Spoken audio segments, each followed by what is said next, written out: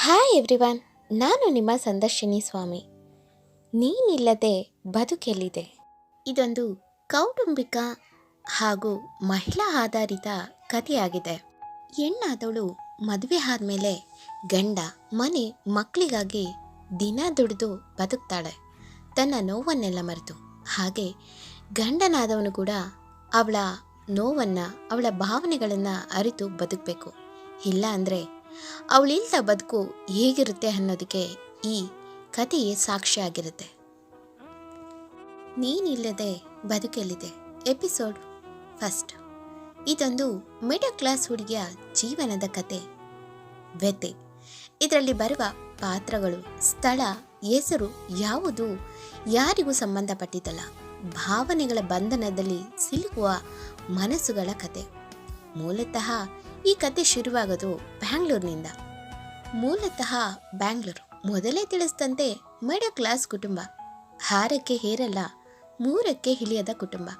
5 ಜನ: ತಂದೆ, ತಾಯಿ, ನಾಯಕಿ, ತಂಗಿ, ತಮ್ಮ. ಹುಟ್ಟಿದ್ದು ಎಲ್ಲೋ ಒಂದು ಹಾಸನದ ಹತ್ತಿರದ ಹಳ್ಳಿಯಾದರೂ ಸದ್ಯಕ್ಕೆ ಸುಮಾರು 23 ವರ್ಷದಿಂದಲೂ ಇರುವುದು ಮಾತ್ರ ಬ್ಯಾಂಗ್ಳೂರಿನಲ್ಲಿ. ಇಲ್ಲಿ ಎಂಥವರು ಬೇಕಾದರೂ ಬದುಕನ್ನು ಕಟ್ಟಿಕೊಳ್ಳುವ ನಗರ ಎಂದರೂ ತಪ್ಪಾಗಲಾರದು. ಭಾಗ್ಯದ ಲಕ್ಷ್ಮೀ ಬಾರಮ್ಮ ಎನ್ನುವ ಹಾಡು ಕೇಳಿ ಬರುತ್ತದೆ ಈ ಮನೆಯಲ್ಲಿ.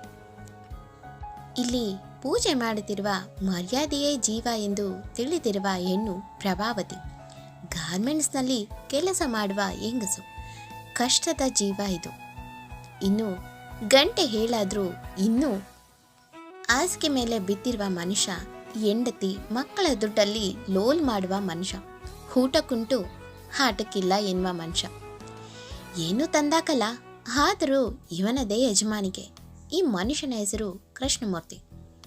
ದೇವರ ಹೆಸರು ಇಟ್ಟುಕೊಂಡಿದ್ದರೂ ಇವನು ಅದಕ್ಕೆ ತದ್ವಿರುದ್ಧ. ಹೇಗೆ ಅಂತೀರಾ?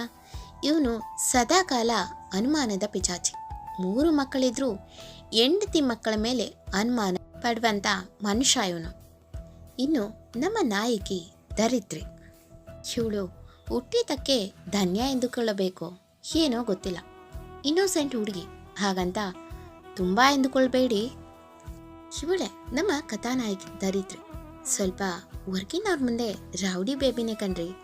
ಓದಿರೋದು ನರ್ಸಿಂಗ್. ಸದ್ಯಕ್ಕೆ ಒಂದು ಸುಮಾರಾಗಿ ಇರುವ ಹಾಸ್ಪಿಟಲ್ನಲ್ಲಿ ವರ್ಕ್ ಮಾಡ್ತಿದ್ದಾಳೆ. ಇನ್ನು ಅವಳ ತಂಗಿ ಧರಣಿ. ಸೋಂಬೇರಿ ಅಂದರೆ ತಪ್ಪಿಲ್ಲ, ಮನೆ ಕೆಲಸ ಅಂದರೆ ಹಾಗಲ್ಲ. ಅದೇ ಫ್ರೆಂಡ್ಸ್ ಜೊತೆ ಅಥವಾ ಫ್ರೆಂಡ್ಸ್ ಮನೆಗೆ ಹೋದಾಗ ಅವಳೇ ಕೆಲಸದಲ್ಲಿ ಎಲ್ಲ ಕಡೆನೂ ಇರ್ತಾಳೆ. ಅದು ಯಾಕೆ ಅಂತ ಇನ್ನೂ ಗೊತ್ತಿಲ್ಲ. ಸದ್ಯಕ್ಕೆ ಇವಳು ಆಫೀಸ್ ಒಂದರಲ್ಲಿ ವರ್ಕ್ ಮಾಡ್ತಿದ್ದಾಳೆ. ಇನ್ನು ತಮ್ಮ ದರ್ಶನ್. ಇವನು ಸ್ವಲ್ಪ ಮಾಸ್ ಟೈಪ್ ಹುಡುಗ.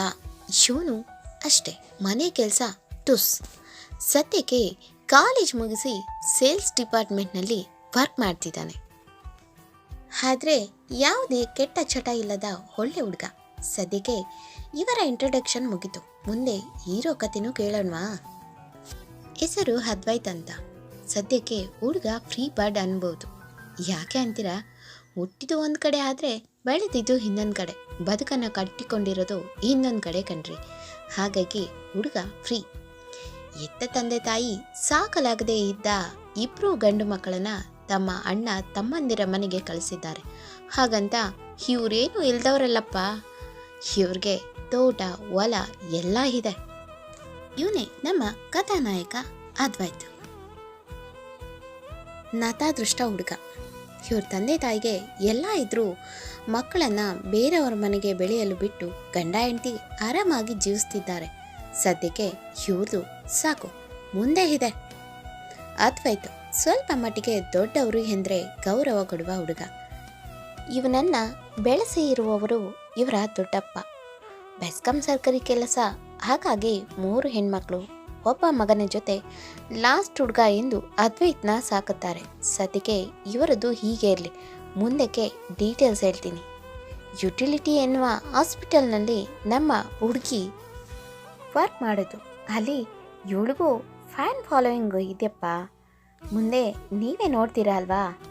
ಮಮ್ಮ ರೆಡಿನಾ ಎಂದು ದೇವರಿಗೆ ಕೈ ಮುಗಿಯುವ ಹುಡುಗಿ. ದೇವ್ರೆ, ಯಾರಿಂದಲೂ ಬಯಸ್ಕೊಳ್ದಿದ್ರೆ ಸಾಕಪ್ಪ ಎಂದು ಕೈ ಮುಗಿದು ಬಾಕ್ಸ್ ಹಿಡಿದು ಬಾಯ್ ಮಾಮ ಎಂದು ಕೈ ಬೀಸಿ ಹೊಡ್ತಾಳೆ. ಅರ್ಧ ಗಂಟೆ ಹೋಗೋಕ್ಕೆ ಹಾಗೆ ನಡೆದು ಹೋಗ್ತಾಳೆ.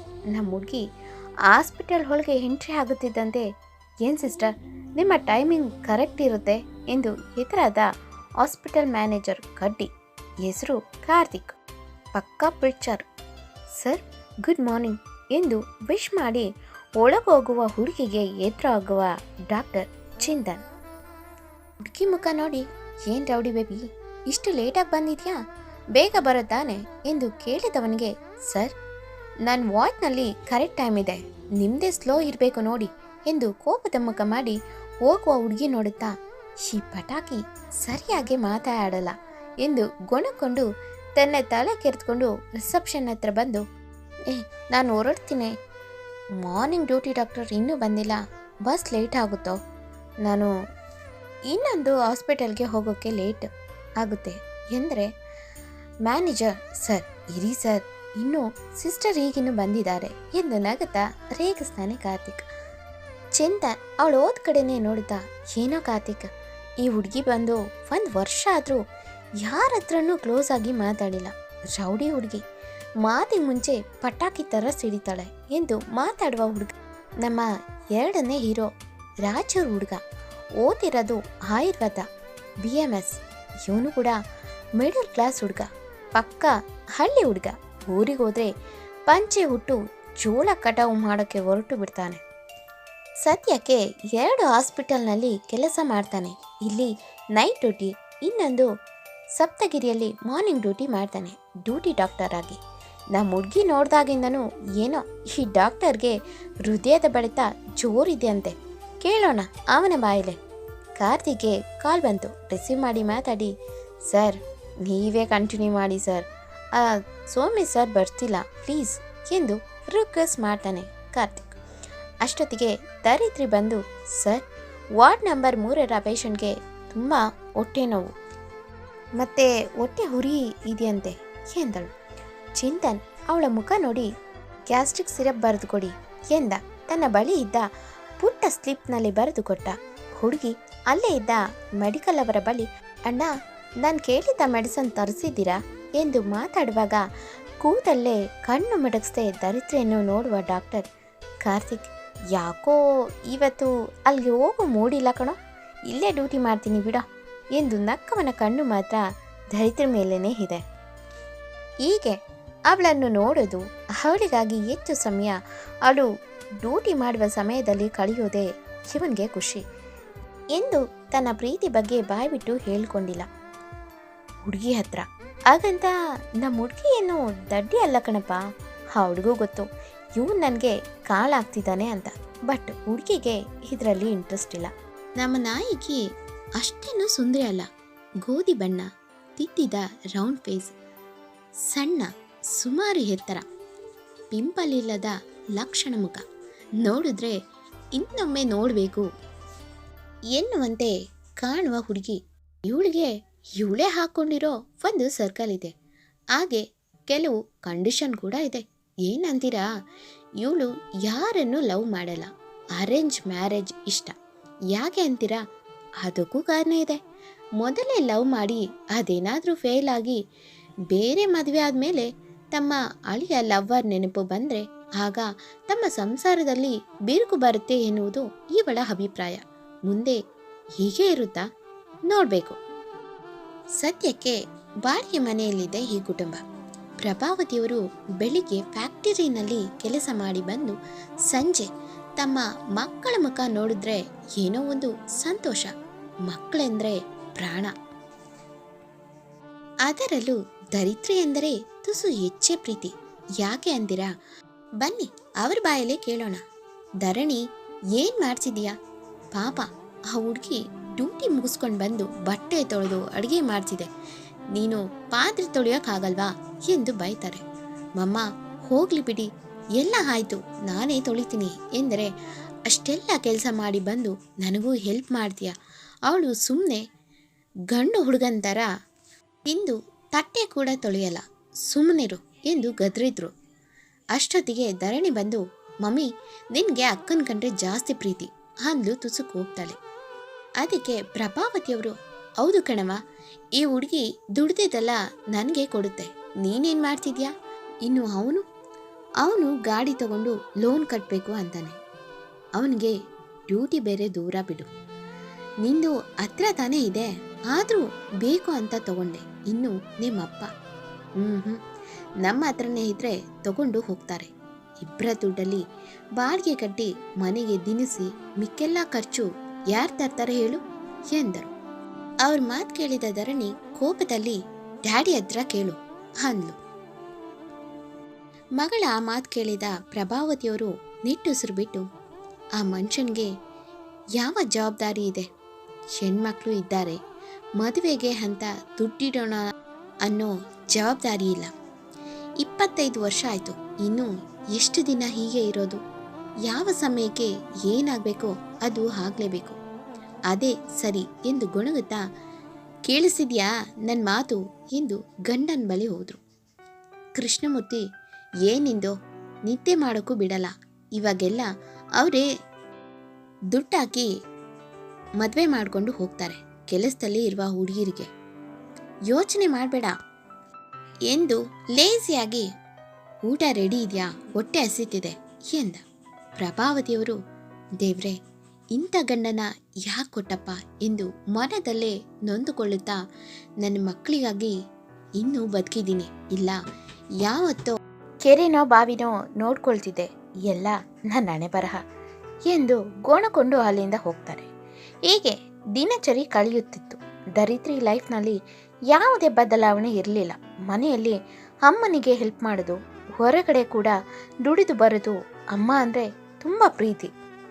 ಯಾಕೆ ಅಂದರೆ ಯಾವಾಗಲೂ ಮಕ್ಕಳ ಬಳಿ ಏನೇ ಕಷ್ಟ ಬರಲಿ ನಾನಿದ್ದೀನಿ, ನನಗೆ ಹೇಳಿ ಎಂದು ಹೇಳುವ ತಾಯಿ ಒಬ್ಬ ಬೆಸ್ಟ್ ಫ್ರೆಂಡ್ ಥರ ಧರಿತ್ರಿಗೆ. ಅಂದು ಆಯುಧ ಪೂಜೆ. ಚಿಂತನ್ ಹೇಗಾದ್ರೂ ಮಾಡಿ ಹುಡುಗಿಗೆ ತನ್ನ ಮನಸ್ಸಲ್ಲಿ ಇರುವ ವಿಷಯ ಹೇಳಬೇಕು ಎಂದು ಕಾಯುತ್ತಾ ಇದ್ದ. ಅವನು ನೆನೆಸ್ತಂತೆ ಪಿಂಕ್ ಕಲರ್ ಗೌನ್ ತೊಟ್ಟು ಲಕ್ಷಣವಾಗಿ ಇಂದು ತಲೆಗೆ ಹೂ ಮುಡಿದು ಕೈ ತುಂಬ ಬಳೆ, ಇನ್ನೊಂದು ಕೈಯಲ್ಲಿ ವಾಚ್ ಹಾಕಿ ತನ್ನ ತಮ್ಮನ ಗಾಡಿನಲ್ಲಿ ಇಳಿದ ಹುಡುಗಿ ನೋಡಿ ಚಿಂತನ್, ನನ್ನ ದೇವತೆ ದರ್ಶನವಾಯಿತು ಎಂದು ಅವಳು ಬರುವುದನ್ನೇ ನೋಡುತ್ತಾ ನಿಂತಿದ್ದ. ಗಾಡಿಯಿಂದ ಇಳಿದ ಧರಿತ್ರಿ ಒಳಗೆ ಬಂದರೆ ಇನ್ನುಳಿದ ಅದೇ ಶಿಫ್ಟ್ ನರ್ಸು 5 ಜನ ಹೊಟ್ಟೆ ಹುರಿದುಕೊಳ್ತಾರೆ. ಯಾಕೆ ಅಂತೀರಾ? ಅವರೆಲ್ಲ ಆಂಡಿದ್ರು, ಎಲ್ರಿಗೂ ಮದುವೆ ಆಗಿದೆ ಧರಿತ್ರಿ ಬಿಟ್ಟು. ಹೀಗೆ ಪೂಜೆಯಲ್ಲಿ ಮಗ್ನವಾಗಿದ್ದ ಧರಿತ್ರಿಯ ಹಿಂದೆ ಕಳ್ಳ ಡಾಕ್ಟರ್ ನಿಂತಿದ್ದಾನೆ. ಮನದಲ್ಲೇ, ಮೊದಲೇ ಗೊತ್ತಿದ್ರೆ ನಾನು ಸೇಮ್ ಕಲರ್ ಶರ್ಟ್ ಹಾಕಿ ಬರ್ತಿದ್ದೆ, ಈ ಪಟಾಕಿಗೆ ಯಾವಾಗ ಅರ್ಥ ಆಗುತ್ತೋ ಎಂದು ಮನದಲ್ಲೇ ಮಂಡಿಗೆ ತಿನ್ನುವ ಹುಡುಗ. ವಾಸ್ತವ 3 ವರ್ಷದ ನಂತರ ಧರಿತ್ರಿ ಎದುರು ಸೇಮ್ ಆಯುಧ ಪೂಜೆ ಸಮಯದಲ್ಲಿ ದೊಡ್ಡ ಹಾಸ್ಪಿಟಲ್ನಲ್ಲಿ ಎದುರು ನಿಂತಿರುವ ಚಿಂತನ್ ತನ್ನ ಪ್ರೀತಿ ಹುಡುಗಿ ನೋಡಿ, ಎಷ್ಟು ವರ್ಷ ಆಯಿತು ನಿನ್ನ ನೋಡಿ ಎಂದು ಪೂಜೆ ಮೇಲೆ ಗಮನವಿಲ್ಲದೆ ಅವಳನ್ನೇ ನೋಡ್ತಿದ್ದಾನೆ. ಧರಿತ್ರಿ ಮಾತ್ರ ತನಗೂ ಇದಕ್ಕೂ ಸಂಬಂಧ ಇಲ್ಲ ಎಂದು ನಿಂತಿರುವ ಹುಡುಗಿ ಮಾತ್ರ ದೇವರ ಬಳಿ, ನನಗೆ ಯಾಕೆ ಇಷ್ಟು ಕಷ್ಟ ಕೊಡ್ತಿದ್ಯಾ? ನನಗೆ ಇನ್ನೂ ಸಹಿಸೋಕ್ಕೆ ಸಾಧ್ಯ ಇಲ್ಲ, ಇನ್ನೇನು ನಾನು ಬೇಡಲ್ಲ, ನನ್ನ ಮಗುಗೆ ಈ ಥರ ಕಷ್ಟ ಮಾತ್ರ ಕೊಡಬೇಡ ಎಂದು ಬೇಡಿಕೊಳ್ಳುತ್ತಿದ್ದವಳ ಕಣ್ಣಿನ ಹನಿ ಕೆಳಗೆ ಬಿದ್ದಿತ್ತು. ಎಲ್ರಿಗೂ ಅರಿಶಿಣ ಕುಂಕುಮ ಕೊಡಲು ಬಂದಾಗ ಧರಿತ್ರಿ ತಾನು ಅರಿಶಿಣ ಕುಂಕುಮ ಪಡೆದು ಮೊದಲು ತನ್ನ ಕತ್ತಲ್ಲಿ ಇದ್ದ ತಾಳಿ ಬಟ್ಟಿಗೆ ಹಚ್ಚಿಕೊಂಡು, ಎಲ್ಲೇ ಇದ್ರೂ ಚೆನ್ನಾಗಿರಿ ಎಂದು ಬೇಡುವ ಹುಡುಗಿ ಕಣ್ಣು ತುಂಬಿದೆ. ತಕ್ಷಣ ದೂರದಲ್ಲಿ ನಿಂತು ನೋಡುವ ಚಿಂತನ್ ಕಣ್ಣು ಕೂಡ ಹನಿಗೂಡಿದೆ. ಧರಿತ್ರಿ ತನ್ನ ಫಸ್ಟ್ ಶಿಫ್ಟ್ ಡ್ಯೂಟಿ ಮುಗಿಸಿ ಮನೆ ಕಡೆ ಹೊರಡಲು ಚಾರ್ಜ್ ಕೊಟ್ಟು ಹಾಸ್ಪಿಟಲ್ ಬಾಗಿಲಿಗೆ ಬಂದ ಹುಡುಗಿಗೆ ಎದುರಾಗಿ ನಿಂತಿದ್ದ ಚಿಂತನ್ ವಾಯ್ಸ್ ಧರಿತ್ರಿ ಎನ್ನುವ ನಮ್ರತೆ ವಾಯ್ಸು. ಚಿಂತನ್ ಎಂದು ಹೆಸರು ಹಿಡಿದು ಕರೆದವನೇ ಅಲ್ಲ, 2ನೇ ಬಾರಿಗೆ ಈ ಥರ ಕರೆದಿದ್ದ. ಮೊದಲನೇ ಬಾರಿಗೆ ತನ್ನ ಮನದಲ್ಲಿದ್ದ ಪ್ರೀತಿ ಹೇಳುವಾಗ ಈ ಹೆಸರು ಕರೆದಿದ್ದ. ಅದಾದಮೇಲೆ ಹಿಂದೆ ಅವಳ ಹೆಸರು ಕರೆತಿರೋದು.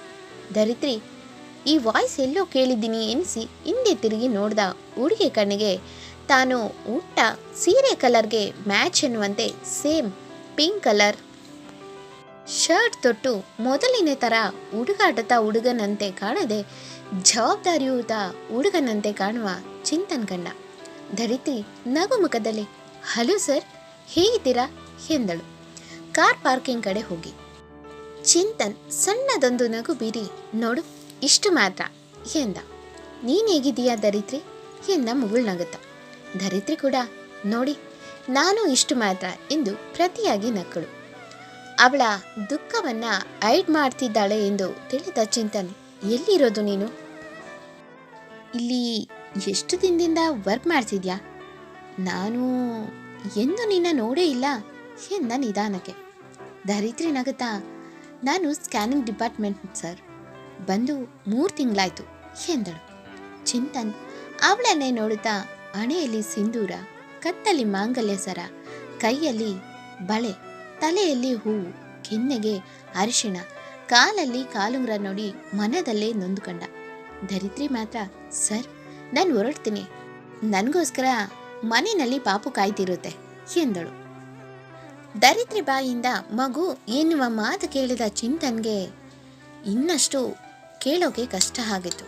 ಮಾತು ಬಾರದೆ ನಿಂತವನಿಗೆ, ಬಾಯ್ ಸರ್, ಹ್ಯಾಪಿ ದಸರಾ ಎಂದು ವಿಶ್ ಮಾಡಿ ಅವನ ಉತ್ತರಕ್ಕೂ ಕಾಯದೆ ಹೊರಟವಳನ್ನು ನೋಡುತ್ತಾ ಕೂಗಿ, ನಿಲ್ಲು ಧರಿತ್ರಿ ಎಂದು ತಬ್ಬಿ, ನೀನಿಲ್ಲದೆ ನನಗಿರೋಕ್ಕೆ ಸಾಧ್ಯ ಇಲ್ಲ, ನಿನ್ನ ಮರೆಯೋಕೆ ಎಷ್ಟು ಪ್ರಯತ್ನ ಪಟ್ಟರೂ ಆಗ್ತಿಲ್ಲ, ಪ್ಲೀಸ್ ನನ್ನ ಜೊತೆ ಬಂದ್ಬಿಡು ಎಂದು ಅವಳ ಕಾಲಿಡಿದು ಬೇಡಬೇಕು ಎನ್ನುವಷ್ಟು ಅವನ ಮನಸ್ಸು ನಿಂತಲ್ಲೇ ರೋಧಿಸ್ತಿತ್ತು. ಮುಂದುವರಿಯುವುದು. ಎಂದಿನಂತೆ ಈ ಸಂಚಿಕೆ ನಿಮಗೆ ಇಷ್ಟವಾಗಿದ್ದರೆ ಕಮೆಂಟ್ ಮಾಡಿ, ಲೈಕ್ ಮಾಡಿ, ಶೇರ್ ಮಾಡಿ.